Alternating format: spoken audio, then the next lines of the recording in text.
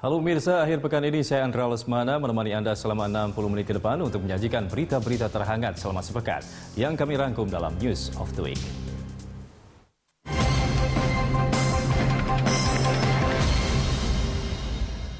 Dalam sepekan ini, redaksi News of the Week memilih berita yang menjadi perhatian utama publik sekaligus menjadi agenda setting. Sebagai pembuka, kami hadirkan rekor teks amnesti.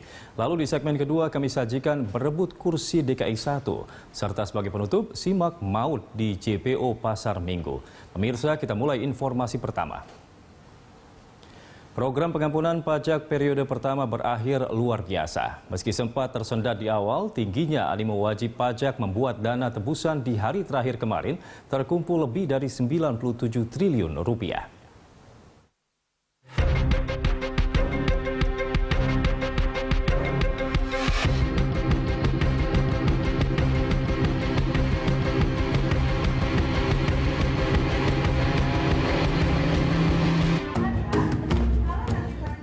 Periode pertama program pengampunan pajak atau teks amnesti berakhir pada 30 September 2016. Jelang detik-detik penutupan, masyarakat terlihat antusias mengikuti program ini. Tingginya minat masyarakat bisa dilihat dari membludaknya sejumlah kantor pajak di berbagai kota. Tidak heran jika sehari jelang batas akhir program teks amnesti periode pertama, Ditjen Pajak Pusat menerapkan keadaan luar biasa untuk kantor pelayanan pajak. Keadaan luar biasa menurut Direktur Pelayanan dan Penyuluhan Humas Ditjen Pajak Hestu Yoga Saksama bertujuan untuk mempercepat pelayanan bagi wajib pajak. Selain itu, meningkatnya peserta membuat prosedur standar penerimaan surat pernyataan harta atau SPH tidak bisa ditangani dengan baik. Hestu Yoga juga mengatakan untuk mengantisipasi antrean yang panjang, wajib pajak yang menerima SPH akan dibuatkan dulu tanda terima sementara. Selanjutnya, dalam waktu 5 hari kerja, dilakukan penelitian berkas dan kemudian diterbitkan tanda terima SPH. Karena kami mengamati dari pagi yang datang sudah semakin banyak, sudah semakin membludak, sehingga kita tidak mungkin lagi menerapkan prosedur biasa. Nah, prosedur yang dilakukan pada kondisi atau keadaan luar biasa ini lebih simpel, lebih cepat. Jadi SPH dan SSP diserahkan, dilakukan penelitian sederhana, tidak perlu diupload ke sistem segala macam sehingga lebih cepat. Maksimal satu wajib pajak itu 5 menit. Implementasi pengampunan pajak di lapangan mendapat perhatian langsung Presiden Joko Widodo. Presiden bersama Menteri Keuangan Sri Mulyani melakukan inspeksi mendadak ke kantor pelayanan pajak Grogol Petamburan, Jakarta Barat. Selama sidak, Presiden dan Menteri Keuangan mendengarkan keluhan sejumlah wajib pajak. Seorang wajib pajak mengeluhkan batas waktu yang terbatas untuk melapor. Keluhan itu direspon Menteri Keuangan yang menjelaskan hal terpenting dalam program teks amnesti adalah pelaporan, sedangkan kelengkapan dokumen bisa diselesaikan hingga akhir Desember 2016. Sekarang masukin aja, bayar, nanti dokumen baru belakangan pada Desember. Betulan itu nggak apa-apa. Tapi ini bagus. Masyarakat ini ngotot bayar pajak. Iya, makanya inisiatifnya Pak sebagai warga negara Indonesia kita memang mau bayar. Iya. Karena kan waktu itu Juli 1 bulan liburan Pak. Iya kan Bu Sri harusnya mempertimbangkan loh. Ya pertimbangkan. Presiden Joko Widodo menyebut ada aliran dana besar dari luar negeri yang masuk ke Indonesia. Aliran dana tersebut tidak hanya dalam aliran dana, namun dalam bentuk back-to-back dan dalam bentuk crossing saham.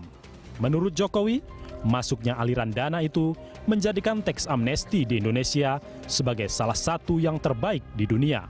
Program pengampunan pajak membuat dana ribuan triliun rupiah dari deklarasi dan ratusan triliun dari repatriasi mengalir deras ke dalam negeri.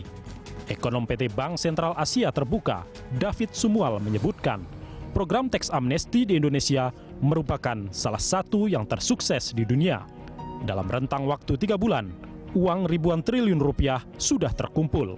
Sebagai perbandingan, David menyebutkan negara-negara lain yang pernah menerapkan program teks amnesti hanya mampu mencatatkan pendapatan dari pengampunan pajak tidak lebih dari 1% terhadap produk domestik bruto. Kecuali Argentina yang mencapai 1,5% dari PDB, beberapa negara cuma mencatat capaian di bawah 1%. India misalnya hanya 0,6% dari PDB, Italia 0,1%, disusul New Zealand, Irlandia dan Turki di bawah 1% dari PDB. Melihat tingginya antusiasme masyarakat, membuat Wakil Presiden Yusuf Kala optimistis target 165 triliun rupiah dapat tercapai.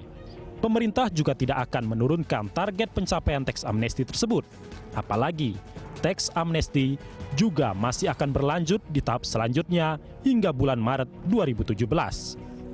Jadi kita optimis sampai Maret itu bisa dicapai. Kalau sekarang ini mungkin bisa dicapai 80 T tebusan dan punya deklarasi bisa mungkin sampai 3.000 triliun, itu kan cukup bagus. Sebelumnya, Dirjen Pajak Ken Dwi Jugeastedi menargetkan hingga akhir September 2016, rata-rata uang tebusan teks amnesti per hari mencapai 2 triliun rupiah. Ken menjelaskan, untuk mencapai target 2 triliun rupiah per hari, Ditjen Pajak menambah jam kerja. Menurut Ken, jelang penutupan periode pertama, perharinya uang tebusan teks amnesti mencapai 1,5 hingga 2 triliun rupiah per hari. Hitungan pemerintah menyebutkan ada sekitar 11.500 triliun rupiah dana WNI yang diparkir di luar negeri. Jumlah itu jauh lebih besar dari perkiraan Bank Indonesia yang menaksir dana WNI di luar negeri mencapai 3.147 triliun rupiah. Sementara target dana repatriasi mencapai 165 triliun rupiah. Sejumlah pengusaha besar awal pekan ini tak mau ketinggalan memanfaatkan program pengampunan pajak. Ketua Kamar Dagang dan Industri Indonesia, Rosan Ruslani, bersama puluhan pengusaha lain mengajukan teks amnesti yang langsung diterima oleh Menteri Keuangan Sri Mulyani. Para pejabat yang tampak hadir di kantor pusat Dirjen Pajak diantaranya Sandiaga Uno, Anindya Bakri, Bambang Susatyo, dan beberapa pengusaha lain. Kadin menilai langkah tersebut merupakan kewajiban warga negara yang taat pajak. Langkah jajaran Kadin itu juga diikuti seluruh anggota Kadin di berbagai daerah. Kalau hanya mensosialisasikan tidak melakukan juga, saya rasa itu adalah suatu pembohongan publik. Jadi oleh sebab itu, alhamdulillah saya sudah melakukan teks amnesti pagi hari ini dan juga sudah bayar. Dan ini pun diikuti rekan-rekan yang kebetulan juga ada yang hadir di sini dan juga akan ada yang setor besok dan juga ada yang setor lagi sampai sebelum bulan ini dan akan terus berjalan, akan terus berguling.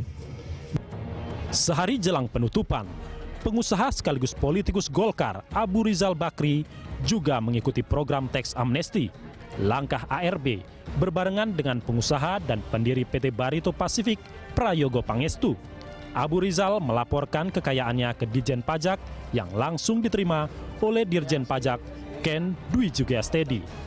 ARB berharap tax base negara dapat meningkat dari 11% ke 15%.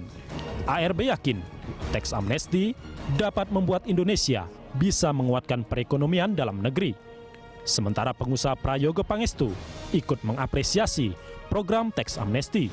Prayogo menjelaskan tidak ada niat menyembunyikan hartanya di luar negeri. Prayogo berharap laporannya dapat dimanfaatkan negara untuk kepentingan bangsa. Apa yang baik dengan bagaimana kita harapkan nanti kita punya tax base itu bisa besar, bisa tinggi gitu ya. Nah, harapan saya sih bisa 15% gitu ya. Kita sebagai wajib pajak merasa kebijaksanaan pemerintah kali ini tentang tax amnesti, kita merasa sangat nyaman, sangat aman. Antusiasme keikutsertaan dalam program tax amnesti tidak hanya didominasi pengusaha di ibu kota. Para pengusaha di berbagai daerah juga ramai-ramai mengikuti program tersebut. Di Indramayu, Jawa Barat, Kantor Pelayanan Pajak Pratama menerima banyak pengusaha yang mengikuti program tersebut. Kalangan wajib pajak tradisional hingga industri pengolahan minyak mendominasi peserta amnesti pajak.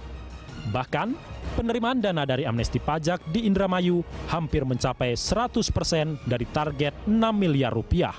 Kantor Pelayanan Pajak Pratama Indramayu pun optimistis. Pada periode kedua, target pencapaian amnesti pajak akan tercapai. Sampai hari ini antusiasmenya masih mengalir terus. Saya rasa ini 30 September, lalu di tahap kedua nanti 31 Desember, dan di tahap ketiga pasti wajib pajak akan memanfaatkan proses TA ini. Selain di Indramayu, euforia amnesti pajak juga terjadi di Surabaya, Jawa Timur. Sejumlah wajib pajak pun melaporkan hartanya ke kantor wilayah Dijen Pajak Jawa Timur 1. Salah satunya adalah pengusaha asal Surabaya yang juga pemilik Maspion Group, Alim Markus. Alim melaporkan harta kekayaan yang ada di luar negeri seperti rumah serta apartemen yang berada di Singapura dan Hong Kong. Tahu kan, saya ini kan hemat sekali, saya tidak ada apa-apanya. Ya, hemat tuh saya belikan rumah, apartemen di Singapura, di Hong Kong. Jadi yang apartemen ini padahal itu sudah dideklar, sudah SPT. Nah, ini saya ini pribadinya ini saya masukkanlah sudah deklarasi. Pada hari terakhir periode pertama teks amnesti, bos Indofood Franky Walirang dan Ustadz Yusuf Mansur ikut melaporkan hartanya. Setelah menyerahkan SPH di kantor pusat Dijen Pajak Jakarta, Franky mengaku lega. Sementara Yusuf Mansur menuturkan dia memutuskan ikut program teks amnesti sebagai bentuk dukungan bagi pemerintah, semangat berbagi, dan juga transparansi. Spiritnya adalah mendukung presiden, mendukung pemerintah, mendukung semua kawan-kawan pajak, membesarkan hatinya gitu kan, bahwa saya juga ikut ambil bagian. Tentunya kita ingin juga berpartisipasi dalam pajak itu, tentunya apa yang kita berikan bermanfaat bagi masyarakatnya. Hingga Jumat siang kemarin, komposisi harta teks amnesti berdasarkan surat pernyataan harta telah mencapai 3.196 triliun rupiah. Jumlah uang tebusan mencapai 79,7 triliun rupiah. Data Direktorat Jenderal Pajak menunjukkan deklarasi harta dalam negeri menjadi yang terbesar. Repatriasi dana telah menembus level 100 triliun rupiah. Sementara setoran pajak teks amnesti yang masuk kas negara telah mencapai 93,5 triliun rupiah. Derasnya kucuran dana dan partisipasi masyarakat dalam program pengampunan pajak tak pelak membuat rupiah mengalami penguatan. Pada sesi pembukaan perdagangan Rabu lalu misalnya, rupiah mengalami penguatan 0,16% atau 21 poin di angka Rp12.934 per dolarnya. Menguatnya nilai tukar rupiah yang meninggalkan level 13.000 terhadap dolar membuat pemerintah makin percaya diri dan optimistis terhadap program teks amnesti, bahwa program ini dengan dukungan masyarakat dan para pengusaha besar mulai berdampak positif bagi pertumbuhan ekonomi Indonesia.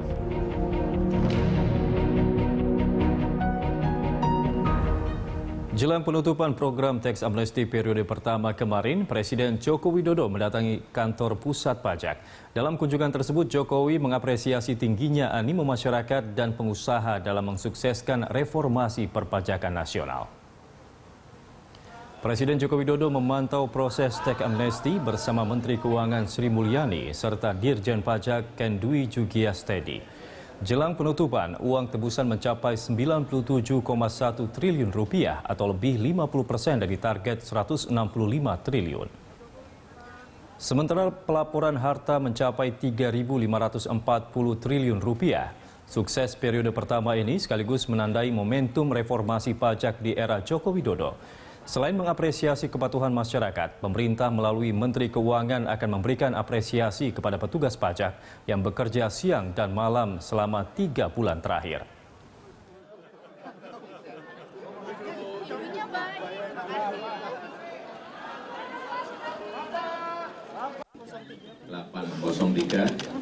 Jam 8.03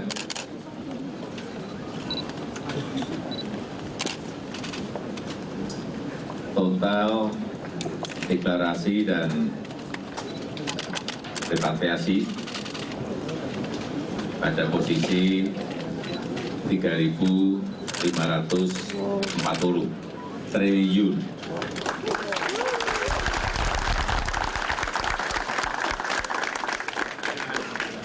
Angka tebusannya